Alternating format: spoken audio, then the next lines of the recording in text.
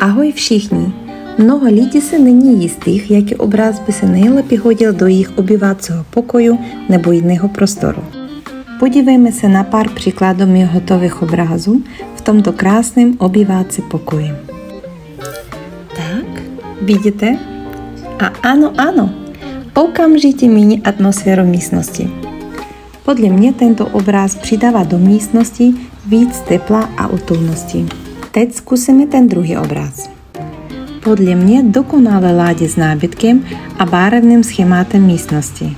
Tato kombinace modrého obrazu s hnědým nábytkem dodává prostoru svěžest a moderní nádech. Pokud si nejste jistí, jaký obraz by byl nejlepší pro váš domov, neváhejte se na mě obrátit. Nabízím profesionální pomoc s vizualizací a výběrem. Děkuji, že jste se dívali. Sledujte mě pro víc nápadů a inspirací z mého umění.